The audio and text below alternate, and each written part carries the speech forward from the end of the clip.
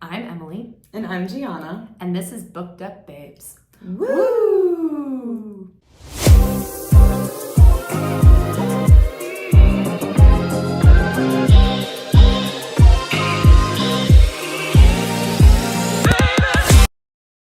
Hi. Hello. Welcome back to Booked Up Babes. Yes. And we have a great episode.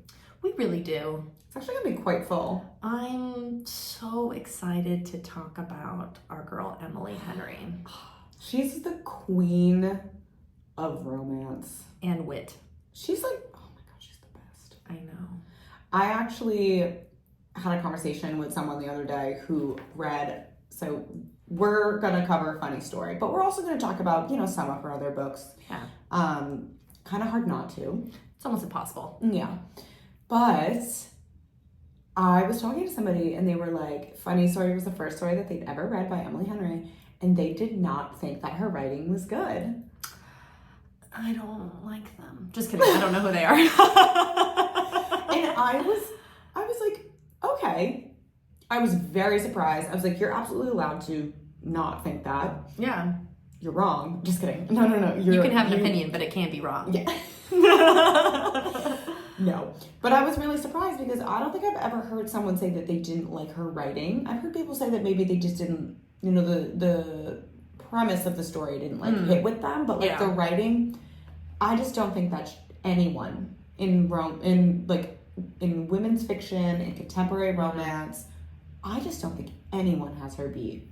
No, she's kind of like, I honestly, when people like Emily Henry, like, who else should I read? I'm like, I don't know. Kind of started with the best one.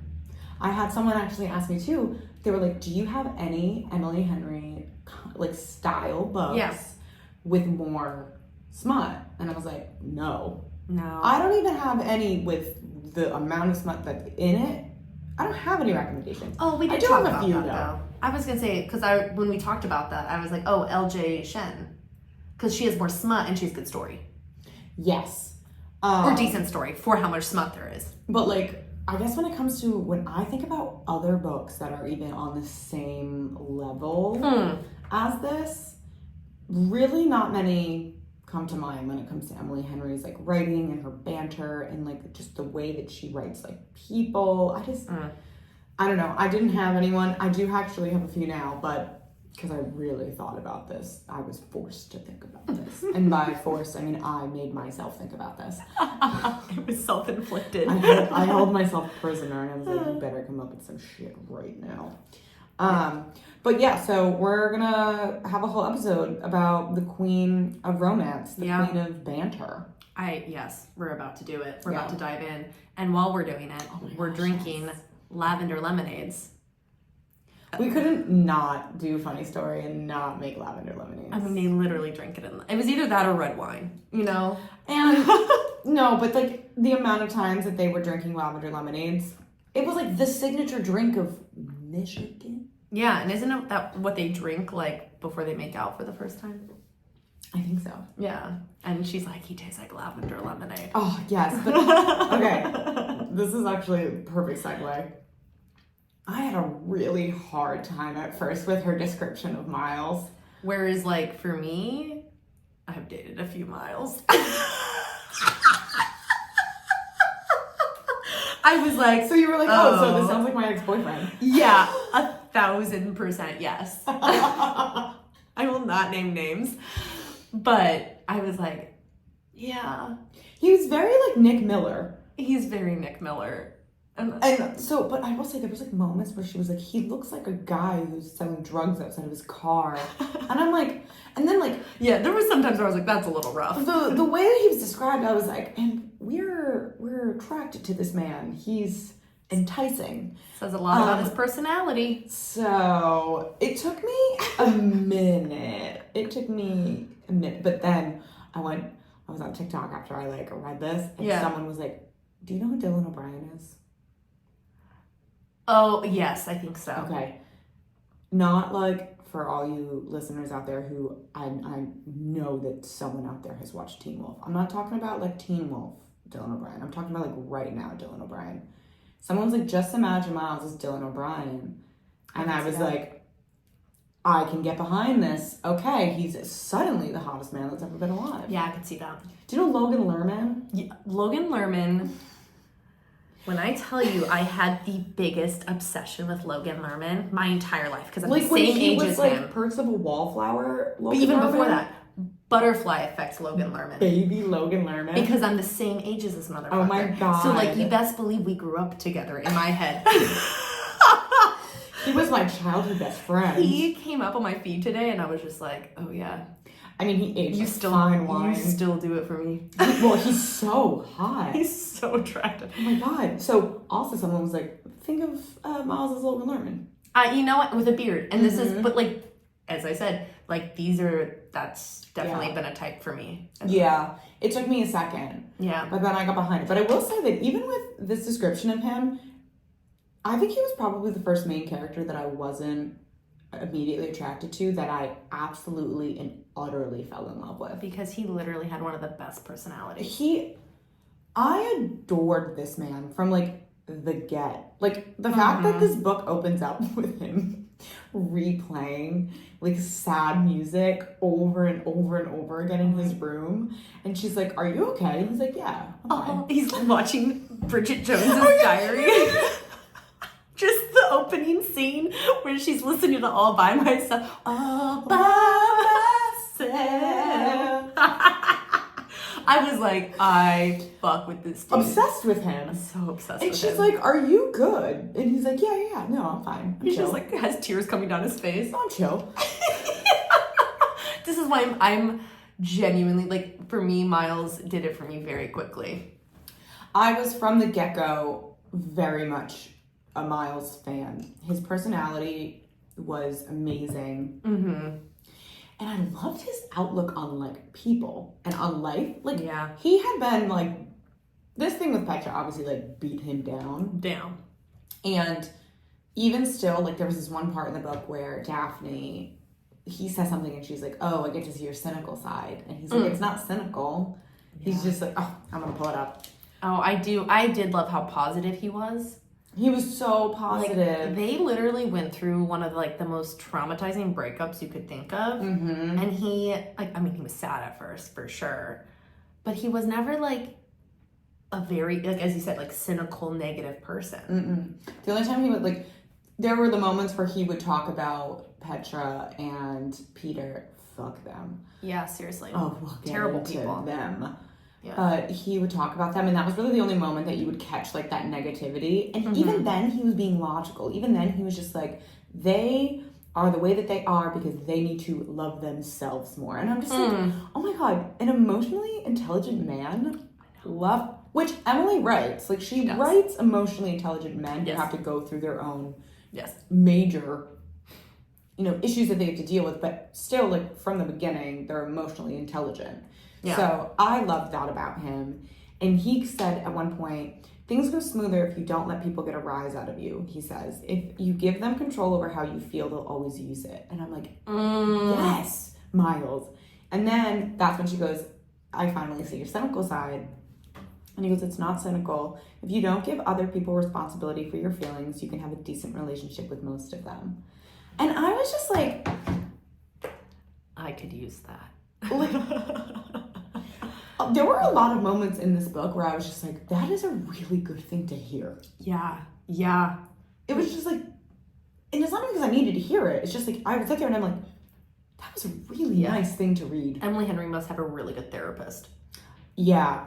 She must, like, get some really good tools because she, like, writes, like, well-adjusted people very well. She either has a really good therapist or she's in the healthiest relationship that a person's ever been in. Yeah, it's insane. Because I will say, she's definitely got some, I think that she might have some daddy issues. She does tend to write daddy issues in books. Like, some parental, I feel like there's always a problem or always a conflict. Yeah. With the father in a lot of them. Yeah, Beach Read is a dad. Beach Read is a dad. This is a dad. But then Miles has a really difficult relationship with his mother. Yes. Extremely manipulative and narcissistic and... Yeah. But like I was something that got pointed out to me because I recommended these books to somebody, and then this person blew through these books. She was listening to them on audiobook. Oh, that's so easy. Whenever she would go on her, she's doing the 75 hard. Wow. So she was like, I go for walks on my lunch break, and Yeah. I need more books to listen to. So she was blowing through these, and she just texted me one day, and she's like, it kind of seems like she's got some daddy issues. And she was like, there's a problem with the dad, and every single one that I've read, I was like, it's like Disney killing off the parents. yeah. Yeah. I was like, Disney likes a good orphan story. that's like their favorite thing to do. I'm like, why can't the person have a problem without dead parents? I know. There are other problems. Why can't this person have a problem like a normal person and why? still have their parents be alive? Like, that's an option.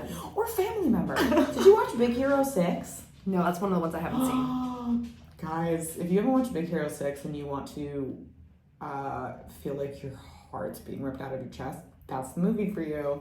But like, once again, dead family member, and I'm like, oh, why? Yeah. Why? Nemo. Nemo's one of the worst ones. I mean, Up isn't a dead family thing, but it's like a dead wife. Dead wife. Yeah. Like, why does everyone have to die? People have to die in the opening of movies, so then they have a story character. Like Belle only has a dad. Where's the mom? They don't even bring it up. They don't bring that one up. Like, it's just Cinderella. Mom dies, and then dad dies. and she's an orphan. It's a 1-2 punch. I will give Disney that they did not write that story. But it's only King Triton. There's no Mama Triton. Where's she at? Where's she at? Where's Queen Triton at? Where's Mama Mer? Oh, Yeah. she's dead. She's dead. She was killed by humans. That's why. That's right. That's right. But see, the mother is the reason for like one of the conflicts, and I'm like, leave her alone. Yeah. Oh my God, don't make her a martyr. I know. So it's not her fault. And Emily Henry, we found your trope. Yeah, because remember we talked about how maybe we talked about this off screen. Yeah. Or off pod. I remember saying to you, I feel like she doesn't have like tropes. No, she really doesn't. Because take this. I would say this is kind of like friends to lovers. Same with like people who meet on vacation. That is distinctly. That one's friends to lovers. 100%. But it's also kind of like a second chance romance. It's like a mixture of the two. And then you have like Beach Read, which isn't enemies to lovers. It's more like rivals to lovers. But they're not even actually rivals. They never were rivals. It's like this weird thing where it's like it's like a sprinkle, but it's really not. Yeah, which is more realistic, to be completely honest. Yeah, book lovers, same thing. Like, yeah, they just had like a misunderstanding. Yeah, and then I think the only one that is like a very distinctive trope book is Happy Place, because that one is second chance and it's also like fake dating, because they have to like fake pretend to still be together. They do have both. And it's like a second chance romance. Yeah, but like she's not really like tropey. But we found it, and it's daddy issues. Daddy issues. Yeah, and we will be sure, if we are going to spoil any of the books other than Funny Story, we'll give you a warning in case you haven't read all of Emily Henry's books like we have. Yes. We won't give anything away, but again, we just talked. That was not any. I don't think any of that was spoiler. You'll just know to expect that like there might be a non-existent dad in the picture. Yeah, that might be a story arc. There might be a problem. There might be a problem with dad or mom, because she actually, I guess, does. I think she's got problems with parents. Yeah, but you know what though? As an adult, that tends to be like, you know, when you're in high school, your issue is with your friends at school. Yeah. As an adult, you know, sometimes you're taking care of your parents, or like your dynamic changes with your parents as an adult, and so writing that into a romance is a very realistic interpretation of what adults go through, because you do have a shift in your relationship with your parents. Yeah, I mean, your time and your energy is no longer being focused on like the kids you're growing up with. Yeah. It's like the more that you grow, your parent is also growing, but like sometimes not in the ways that you need them to grow. Because you're now a full-blown adult. You are taking care of yourself. You are responsible for you. Yeah. You no longer have to be the person that they take care of. So you actually begin to know your parents just as people and not as your parents. And suddenly you're like, oh. Yeah.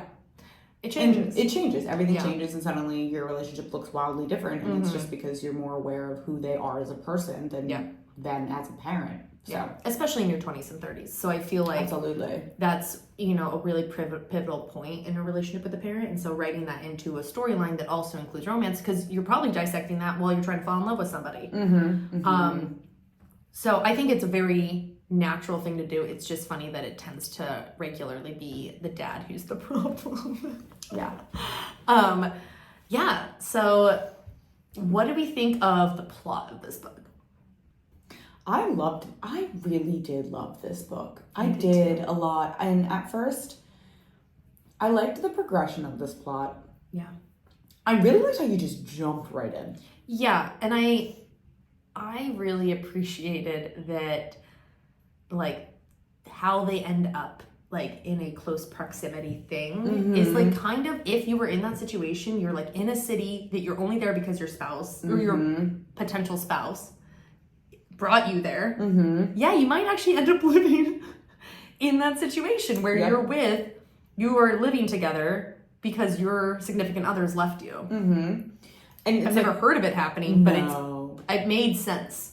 And now, now that I know these characters, I'm like, of course Miles was going to take her in. Oh, there was like no way that he wasn't going to be like, no, you cannot stay with me. Also, the fucking gall of Peter to break up with her and then say to her, okay, you have to leave the house.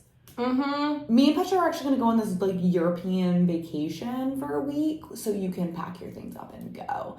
And I'm sitting there reading this fuming. I'm like, you're a grade A piece of shit. Well, and then he has the gall to like come back and tell her not to be interested in Miles, and then talks like really private shit that he doesn't have all the information on about Miles to her. He's so manipulative. Yeah, and because he wanted her to still be moping about him. And we've all been there. And you want to know what? Even throughout the book, like, so there are the moments where like they run into Peter and Peter's like making those digs. He's making digs. Like, very specific digs at not Daphne, but at Miles. At Miles. And it's only because Daphne's with him now. And I'm like, you are... And Miles said it like somewhere in the book. He's basically like, Peter and Petra want their cake and they want to eat it too. Yep. Like they want it all. And they can't have it all. No. And that's why everything falls apart, because they're both fucking idiots. Yeah. But yeah, I was like, the gall of this man. Oh, it's insane. He's a definition fuckboy. He's the worst. The worst. Well, because he is that guy who's like, breaks up with you and then texts you and is like, but like, don't you miss me? He's that and then guy. You get back together with him and then suddenly he ghosts you like 2 weeks later and he's like, I actually wasn't ready to get back in a relationship. Actually, I'm just not in a place right now. Yeah, and it's really, he just wanted to have sex with you, and because he was like feeling mildly bad about something and you made him feel good for 2 seconds. And then suddenly he was like, wow, great, I feel better about myself now because I had sex and like, now I don't need you anymore. You again. Bye. Does it sound, wait, quick question, does it sound like we know what we're talking about? Oh, it doesn't sound like we've had life experiences. I don't know. Oh my god. Yeah, no, I was like, oh, I know some Peters. Oh yeah. Yeah, definitely. Yeah. Guess what? How dare you get over me when I'm over you? Right? You can't do that. I'm gonna make you feel bad about that. It's a classic case of wanting what you can't have. And that's exactly what happened here with Peter and Petra. Like, Peter was like, oh, but Petra. Yeah. He wanted what he couldn't have. He got it. Suddenly he's looking at this other person who was actually better for him. Yeah. Well, only because she made herself better for him. And now he's like, wait, but I want that again. Yeah.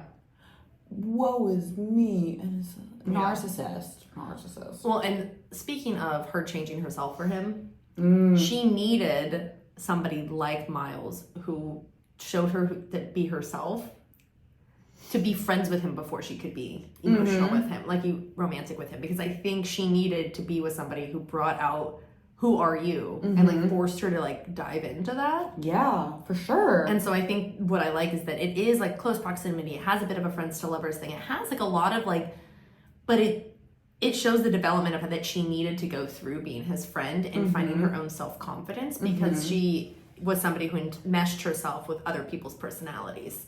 Yeah, and like there's so many moments where Miles will say something about her, like about how she's so great or something like that, and she'll brush it off, and he'll be like, "Why do you do that?" Yeah, and then like, but she's kind of insulting him in the process. Yeah, she does do that a bit. Because she's like, "Oh, you know, it's just you being you," and he's like, "What is?" No, he's like, I'm complimenting you. I'm telling you that you're a great person. I'm telling you that you're worthy. Yeah. And you're brushing me off because you think I just do that with everybody. Yeah. And I don't. Because he's like, so she's putting herself in a box, but she's also putting him in a box. Oh, yeah, definitely. And she's putting him in a box because she's putting herself, the whole book is her, it's like a battle between her like getting out of the box and putting herself back in. And then like her realizing that, yes, she allowed someone to put her in a box, but she's also keeping herself there. Yes. Which I think was like a really great storyline. It was a really, like, her character development was really, really, really well done. It was. And I remember when I first finished this book, I remember not loving Daphne. And I remember feeling like she was rather dull. And then I sat with it and I was like, that was kind of the point. Yeah, the whole point is that she doesn't really have a personality because she's always put her personality into whatever somebody else around her wants her to be. She's a chameleon. Yeah, which is, she's a people pleaser. She's a chameleon. She's very, like, she moved a lot when she was a kid. She didn't have a lot of stability. Like, she just wants to feel like she belongs. So instead of being herself and standing out every now and then and having a bigger personality, she'd rather blend in and be a part of the wall. And she's like really learning how to have her own personality, like be her own person. Well, because Miles could give zero fucks what anyone thinks. So like that kind of person sheds her of that and gives her a lot more inhibitions. Absolutely. Yeah, frees her up. I think he was exactly, even just as a friend, was exactly what she needed. Yeah. So yeah, they had a great relationship and a great story. Yeah. I really liked Daphne. Like, I think it's so important to talk about things. So, something I love about Emily Henry so much is that none of her characters are the same. No, not at all. They are all, like, it's so, because, like, of course I'm going to read about someone that I don't really relate to. So, like, very specifically, I did not relate to Nora of Book Lovers, like, at all. Opposite. Yeah, Emily's the exact opposite. She felt very, very attached to Nora. Yeah. And I love Nora, but I do not have a deeper connection with her in that sense. Yeah. And then, like, I really connected with January. I didn't really connect very much with Poppy. Yeah, no. I think I connected with Harriet more than I've connected with anybody else that she's written about. Well, besides, I really connected with Gus. And then Daphne, I don't connect with her, but there was such like this deep understanding that I had for her. And I think it's because like there's people in my life who I can identify that are very much like her. And I look at like those situations around me and it makes me sad. Yeah. Because I'm like, I feel like they're just like losing themselves. And so reading about her was such a nice, it was just like a really nice person for me to like experience. To like, I don't know, I really did love her, and I just love the differences of all of the people that I get to read about that Emily writes. I would say in my late adult or late teen, like early adult years, I was 1000% Daphne. Very much like wanted to fit in, would kind of like mesh myself to fit like whoever I was dating. I do like bro humor, but like escalated it in a way to like fit in, you know, like because I liked being one of the guys, and so because I grew up with a brother who like I wanted to always be friends with, so then I would, you know, quote Will Ferrell movies and like have a very like harsh sense of humor because I was like, well, that's what all the like, and like act not offended about things. And don't get me wrong, that is still my sense of humor for the most part, but like there was a level of constantly covering up like any issues I had or like really how I felt about something because I was like, well, I want to fit in or I want to belong. And so I now in my 30s I don't do that anymore. And honestly, Greg was like a Miles for me. Because Greg could give 0 shits what somebody thinks of him. Our partners are so the same. Yeah, like on our first date, sang full volume it was a Simple Plan song that was on in the restaurant, and just sang at the top of his lungs in the middle of the restaurant. And I was just like, who is this guy? But like, I was like, all right, okay, I'm on board. I'm kind of liking it, but I'm also mortified. Absolutely mortified. But it was, watching him just like always be, I was already kind of heading in that direction and growing into like giving 0 fucks. But I think there's something to be said about meeting that partner that forces you to just be like, no, be yourself. Like, who are you? You know? Yeah. So I can connect to that for sure. Yeah, and I think that it was really important that Daphne got to do that with Miles as a friend first. And also something that we haven't talked about yet is her friendship with Ashley. That was so important for her to have. It was so important for her to have a friendship outside of the guy that was the ex-boyfriend of the person that her ex-fiance was now marrying. Like, wow, talk about that. So, like, it was so important for her to have, like, someone else. Yes. Well, and also her best friend and her best friend's, like, husband chose Peter in the breakup. Okay, I'm not kidding. I read that part of the book and I had to put the book down because it actually felt like someone just stabbed me. Isn't that insane? Because I've been there. I've been in the place where like I feel like a deep betrayal from a friend. So I read that and I was just like, nuts. What? Absolutely crazy. Didn't even reach out to her. Didn't even reach out to Dad. And granted, it is a two-way street.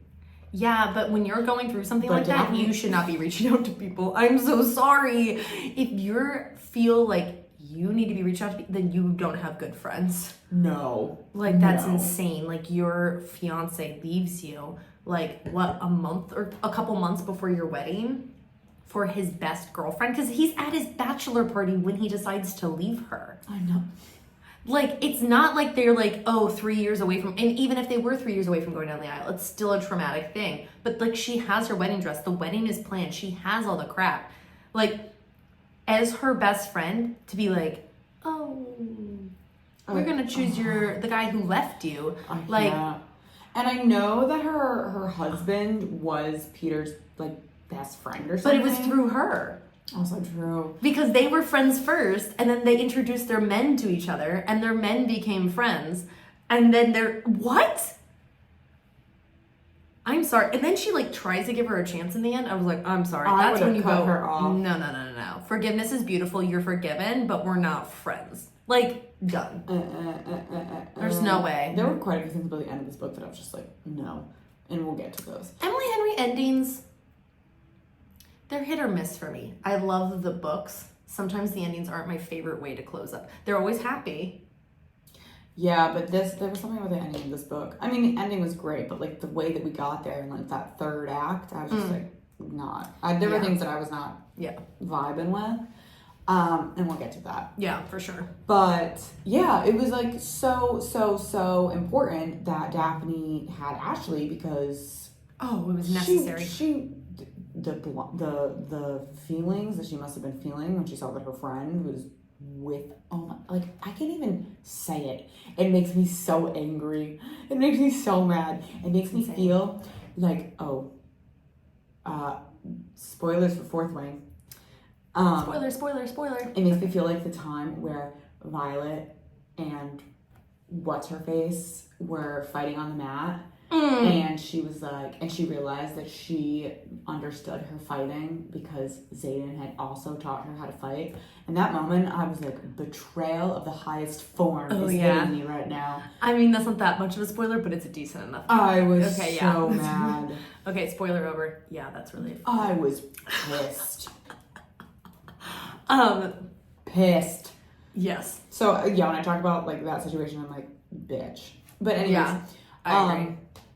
But yeah, so for her to have Ashley, and Ashley was such like Ashley was a no bullshit, I know exactly who I am type of person. Yes, what she needed. She needed that. She needed somebody in her life who was also going to keep it so straight with her and was also so straight with themselves. Yes. So Ashley was like a blessing in disguise. And even Miles' sister. Oh, yeah, because she's surrounded, once her and Peter end, she's surrounded by people who are her antithesis. Yes. And she needed that because Peter loved that she boxed herself up. Mm-hmm. He loved that she was had a pretty package with a bow on it that fit just right, what he needed and what he wanted. Yeah. And these were all people who were like, who the fuck are you? Because I know who I am and I'm gonna be me. And like, what are you? What's your deal? Like, and that when you're surrounded by that, it draws you out because you feel confident and you feel like you can be vulnerable and comfortable. So it is really fun to watch because all three of them don't give any fuck. No. And I love it. I love it so much. So I really enjoyed the female friendships that she found in this as well. Yeah. I agree. But it was just like a really beautiful story about who are we? Like, who are you? Who do you want to be? And who do you want to surround yourself with? So it was so great. And then, I love this book. I think her dad is a piece of work. Terrible. I know that like things get better, and I know that she like tells him how it is, and I'm glad that like everything gets tied up well with a nice little shiny bow. But I was like, how do you do that to your child? Yeah, some people just choose selfish over giving. Yeah, crazy. Yeah, and you just it's so tale as old as time kind of energy, like that happens. Well, and it's actually kind of crazy, like the parallels between like Miles' mom and Daphne's dad. Yeah, it's like Daphne's dad tries to be too involved and then pulls away, or like he's either completely absent or he's completely there. Yeah, and then eventually within like a span of seconds he's absent again. Whereas like Miles' mom is purely emotional, wants to be too involved, doesn't let up, doesn't give up, like doesn't give space, and then when you're not giving her what she wants, she's manipulative. Yeah, and she's like, well, you don't. It's essentially like you don't love me enough, you don't care enough about me, and like it's like this polar opposite situation. But something you can relate to your significant other about. Exactly. Yeah. Exactly. So it was just I just loved them together. Yeah. They brought out so much in each other. They did. And their like attraction to each other was really amazing. I gotta say, this is the horniest Emily Henry's ever been. There was so much, like, they touched each other a lot. All the time. Yeah. All the time. Yeah. And I was reading this and I was like, okay, there's a lot of touching. There was a lot of very quiet intimacy in this book. Yeah, because they like sit and watch TV and just like, and like touching each other. Miles would just like brush her hair out of her face or like hold her head or something like as they were just talking. And I was just like, okay. Yeah. Like there's a lot, they're very touchy-feely. There was a lot of tension in this book. There was, because every time they would kind of move towards like taking it to that romantic spot, he would always pull it back and be like, we're not, like, this is a bad idea. It was kind of both of them. Yeah, they were both, but she initiated a little more than him.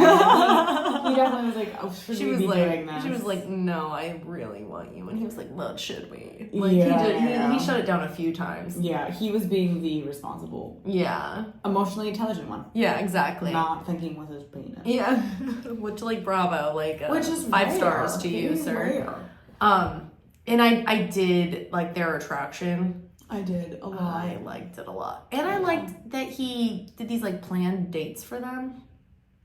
It was very, very cute about how he was like, well, no, you didn't see any part of this place where you live, and I'm going to show you where you live because it's amazing. Before you make a decision to leave it. Because like your freaking fake ex-fiance didn't do shit. He just let you live in this house and work at a library. And then they see him at a place where she was like, I've never been because he's never taken me here. Oh my god. And then suddenly they see him and she's like, you know about this place? Like, bitch. Like, oh my god. And then she's like, Miles, kiss me. Ugh. Nobody saw that, but I just made a open mouth thing at my mic. Like I was just making out. I like that scene a lot. Okay. I will say one thing. Say it. Okay, so when they're making out Yeah.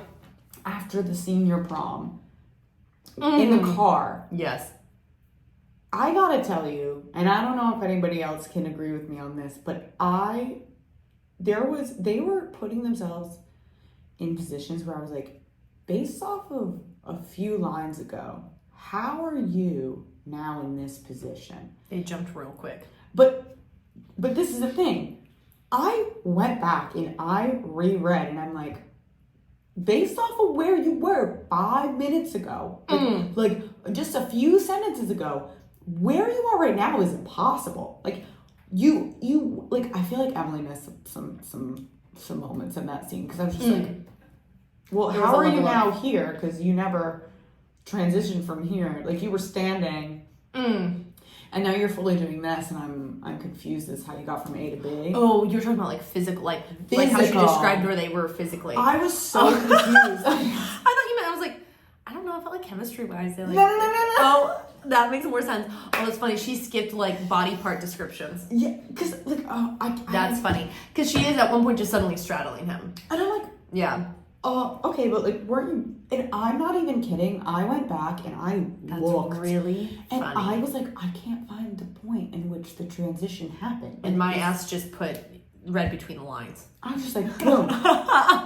Like, tell me that happens to you sometimes though, where you're like, wait, when did they get there? Oh, and then no. you go back and you're like, oh, that's when it happened. Okay. It happens to me all the time. And it's probably why I'm such a slow reader. Because I'm like, wait, did I miss something? And I go back. I'm like, no, you didn't miss something. And then I'm like, I could be dumb. And then I'll go back and read it again. I'm like, you're just going to move on. But then that's like 15 minutes later I've spent going back and like double checking my work when I could have just like enjoyed the moment and moved on with my life. No, I am a visual person. I am too though. So. I'm a visual person. So like if I feel like something is not visually working, I'm like, yeah, did I miss something? So I'll go back. Yeah, like in fantasy books, if I can't picture what they're describing, like I have a really hard time moving on from it. Yeah, and mostly, honestly, it's because like I'm reading the book and I am actually reading, but it's like this tiny little piece of my brain has wandered off. And then suddenly I'm like, oh, wait, I missed something. And then I go, and I'm like, oh, that's what I missed. And it's like I was reading the whole time. Yeah. But it really is like just a tiny little piece of my brain just like flitters away. Have you ever like read like 2 or 3 pages and then realized you weren't even like, you were thinking about something completely different? Yes. And you have to go back and read those 3 pages like 3 times because you can't get your brain to focus? Yes. Yeah. Okay, but like, yes, that happens when I'm reading, but that is me with audiobooks. I do it with audiobooks too. I can't do audiobooks. And then I just jump back 30 seconds a few times and then go, oh, I did listen, I guess. Yeah, but you want to know what? I will jump back and be like, okay, let me jump back. And then I'll go to a place where I'm like, okay. And then I'll literally not listen again. And I'm like, I just can't do this. Like, it will go back to where I was before. And I'm like, I still wasn't paying enough attention. I still don't know what just happened.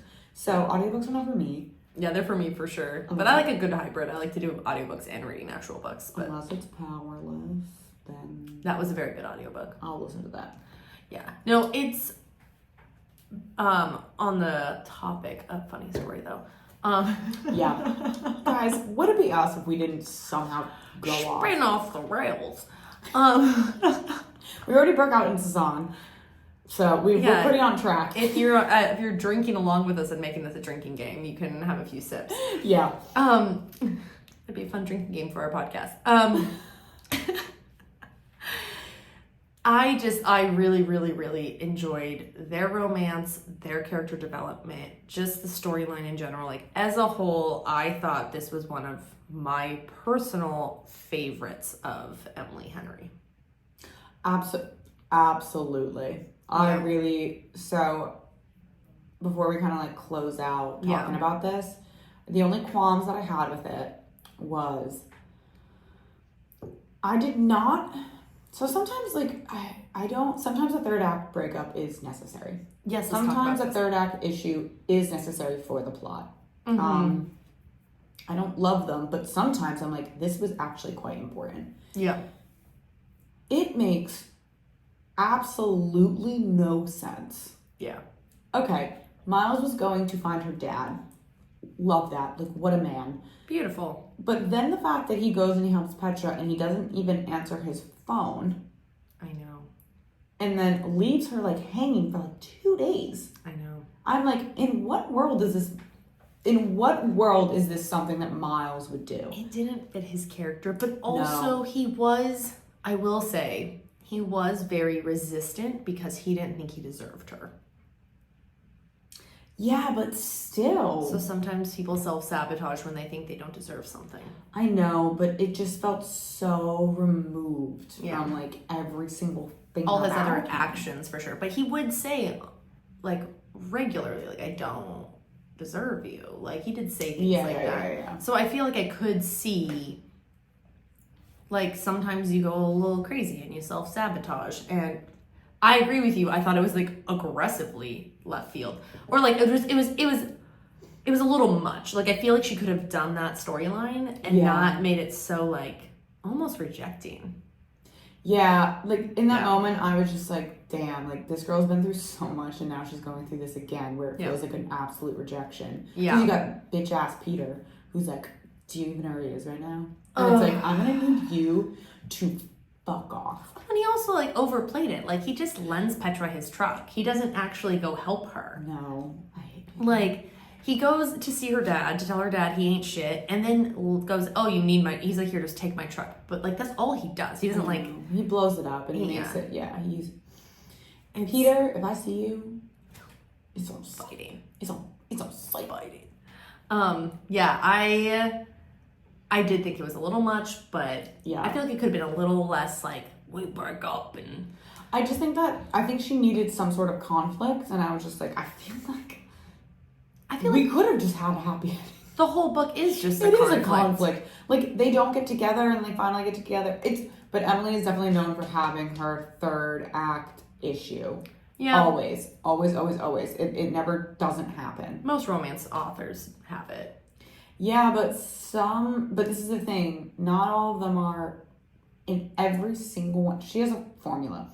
In every single one of her books, no matter what, they get together and then they break up. Yeah. There's a big problem and then they get back together. Like, it's very much like they finally make it. There's a problem. Whereas, like, other authors won't give them that finally making moment. They'll give them, like, a conflict that arises. And then it's like, but then they finally get together. This is, like, she's always, like, they're finally together and then boom, problem. And then, oh, no, they fix it. And it's just like, okay, I don't know if this necessarily needed it, but... No. That does not, it did not hinder my love for this book. I gave this book 4.5 stars. Yeah, I really did like this book. Oh yeah, I was obsessed with it. Yeah. Yeah. So. And I don't even like Crocs. Oh my god, I hate Crocs. And I still was like, I would bang this man. My husband has 2 pairs, but... My fiance has 0. I'm not a Croc girly by any means. I mean, I've been tempted to get a pair because apparently they're comfortable. But I'm like, wow, like I just... But also, okay, like Greg wears Crocs to bartend in. But that's different. And that's like Miles bartends for a living. That's his only job. Yeah, but he'll wear them. Well, Greg has his home wear them Crocs. In sports mode. Greg has his home Crocs and he has his work Crocs. No. See, no respect to people who like Crocs, but they're not. You mean no disrespect? Oh. There's 0 respect. Zero respect to you. Losers. Just kidding. No disrespect. I almost let you keep going and I was like, I don't think I can let that one lie. No disrespect to people who wear Crocs, you know, to each their own. They're not for me. They don't belong in my household. No, but yeah, so I truly love this book. Do we want to rate this book first before we go? Yeah, let's do it. So you said you gave this 4.5. I gave it a 4.5. I actually think I'd give it probably a 4.7. I was going to give it a 4.8 or 9. Yeah. Yeah. It's up there. It's near perfect for me. I mean, I would give it 5 stars on Goodreads. 100%. And you want to know what? I gave it 4 stars. I think I'm going to bump it up to 5. I would give it I'd give it like a 4.8. 8. I think the part at the end really did like just not make any sense. That was the point 2 for you? Yeah, it just made no sense to me. Yeah. Like at all. No, to me, this is one of my favorites of hers, personally. Agreed. Yeah. Agreed. Okay, sexy rating. We're kind of going backwards on this, but it's fine. I give it like a 3.9. I feel you on that. Yeah, like a 3.7 for me. Yeah. Yeah. It was definitely very sexy. Yeah, maybe a 4, actually. I'll give it a 4. It had a lot of tension. Because they were really attracted to each other and they were roommates. You guys are just like in our consciousness as we figure this out. Yeah, I'm like trying to like get you like... I'll give it a 4. Yeah. Tension was so good. Tension was amazing. Romance. I would give this a 5. Yeah. I loved it. It was like so this. romantic. It was so romantic all the way through. They're kayaking. Yeah. I like that scene a lot. Okay, yeah. Okay, so for a little special part of this episode, Yes, a little bonus section. we're gonna rank our Emily Henry books from bottom to top. Yes. And then we're gonna do something fun. We're gonna rank our Emily Henry men from bottom to top because they don't line up for either of us. I'm gonna tell you right now, this is gonna get very controversial fast. Because I already kind of know some of hers, and mine are not remotely the same. Like opposites. Opposites attract, and Gianna and I have attracted to each other. Okay. Yeah. So should we do? I think we should do both at the same time. Okay. So like, what is our 5th? Yeah, like what is our 5th for both? My 5th for the book is People We Meet on Vacation. Same.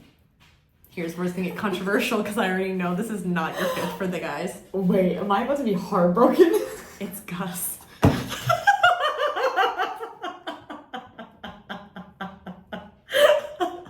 I know that's not her 5th. Guys, dagger, heart, Controversial. me.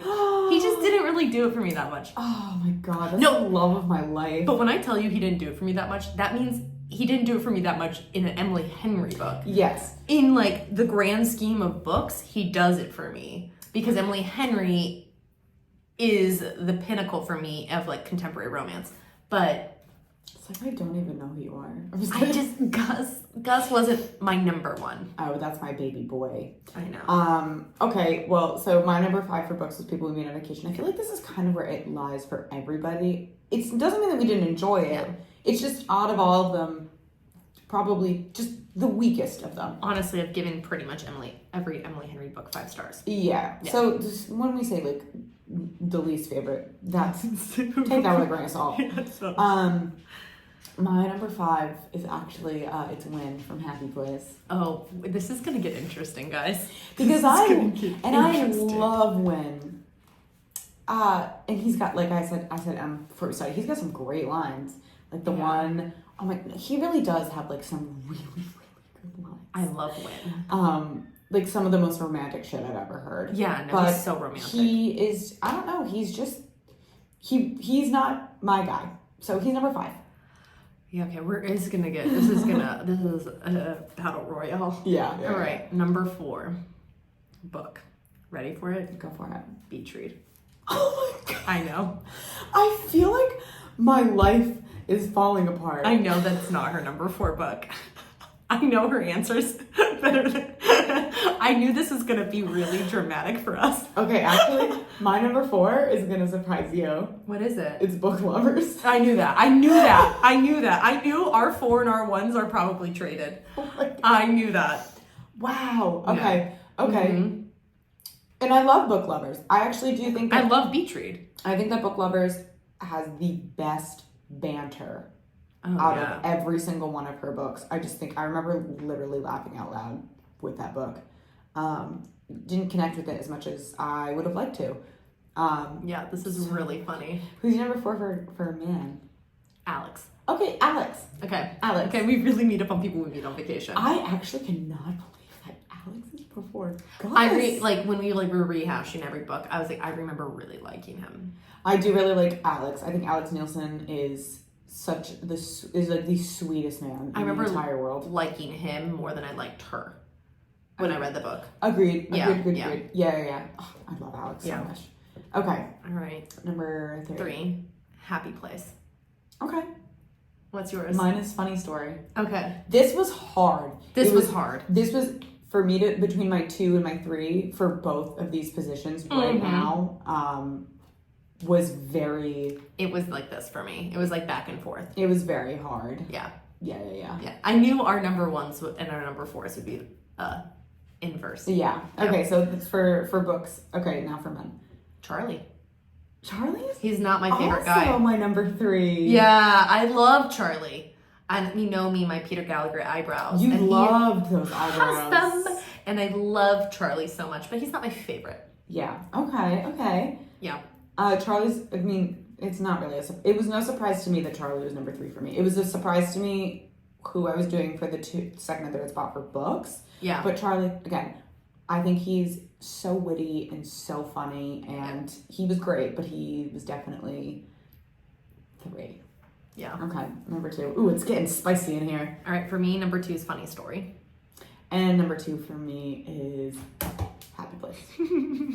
I just really connected to Funny Story a lot, and I really loved their, like, why they fell in love, how they fell in love. I was really obsessed. Happy Place for me, before we... Oh, I love Happy Place. I don't know what it was. I do know what it was about that book, but I felt so deeply affected by that book. I cried. I love Happy Place so much. It's so good. So that is definitely my number 2. Okay, so number 2 for men. Number 2 for men for me is okay, I'm gonna actually switch what I wrote down. Oh. I'm gonna say number 2 is Win. Okay. Yeah, I was debating between Win and Miles, but I think Win's my number 2. Okay. Mine is Miles. Yeah, Miles. I wrote down Miles as number 2, but now that we're like, after we dissected the book and I like thought about it a little more, I was like, he's just so great. Miles. I was so surprised that he was my number 2. Like, as I was reading this book, I was like not thinking, and then by the end, I was like, I was enamored with him from the very beginning. Yeah, loved him. Yeah, so I was on the fence between Win and Miles, but I'm gonna put Win on number 2 to be honest. Okay. Because I feel like my problem with Happy Place was that there was like the miscommunication aspect of it was super annoying. Like, they didn't talk to each other. They just like made choices around each other. I know, but like when you're in those situations, like when your father just dies. And yes. Like, you know what I mean? It's like this. Like, it's so. No, I know. I looked past that for the rest of it. Yeah. No, I love, like, Win as, like, obviously, like, I had him as number 1 originally and then, like, debated it. But I just, like, I don't know. Use your words a little bit. Agree. Okay, no, I do get it. And I hate the miscommunication trope. And because the reason why Happy Place is, like, where it is for me is I love that book because I love the fact that the book isn't about them falling in love, because sometimes you fall in love quickly. It was about them figuring out how to navigate complications in their life. Yes. And breaking up because they thought that was the right choice. We have 2 people who are majorly people pleasers. Yeah. Like, so exactly. It was, but I would say Win's my number 2. All right. Okay. Our number ones. Here we go. Book lovers for me. Yeah, you love book lovers so much. Yeah, Nora's my girl. Yeah. I Beatried. I don't know if she'll ever write another book that I'll love more than Beatried, but I love that book so much. I could recite that book. Yeah. And I'm in the minority. Whenever I look at people's listings, Beatried's always first. Oh my god, I love Beatried so much. For me, I'm a Nora. Yeah, no, totally get that. I'm a Nora, and I loved their banter. I loved the complicated relationship with her sister. I loved, like, the fact that, like, why they, like, have struggles working out make a lot of sense. Like, the book in general, I really, really, really, like, I read Book Lovers and I was like, I could read this over and over and over and over again. And that's me with Beatried. Yeah. Like, and I love every single thing about Beatried. And I feel extremely connected to both of the main characters for a multitude of reasons. So, okay, so your number 1 is going to be... It's Miles. Miles. Yeah. I just fucking love him. I mean, in case anybody couldn't tell by my previous reactions, Gus is my number 1. Yeah, he's my number 5. I knew that in my heart that this was gonna be. I was like, the minute I wrote it down, I was like, this is right for me. But she was surprisingly very silent while she was writing it down too. I was just like, this is gonna disrupt things. No, I have such a soft spot for Gus. There was like so many parts that with him that I was just like, they actually made me take a good deep breath. I love him so much. I feel like I just want to protect the shit out of him. Well, what's funny is I don't like putting him last doesn't mean I don't love him. I know, like we said, it's Emily funny. Henry, when we say our least favorite, like that means bad. Not very much, you know. It's like this one's a 5 and this one's a 4.5. Yeah, exactly. Like so literally, it's really not bad. Not saying much. No. Do we want to rank the women, or do we want to leave the women alone and say women don't deserve to be compared to each other? Nah, let's rank them. Rank. Have you ever Feminism. Have you ever seen that clip with Dua Lipa? So Seth Meyers will do like the drinking series. Oh yeah, on his yeah. thing. So it's Dua Lipa, and he has to answer the questions, or he has to take a shot. And she's like, "You have kids, right?" And he's like, "Yeah." And she goes, "Rank them."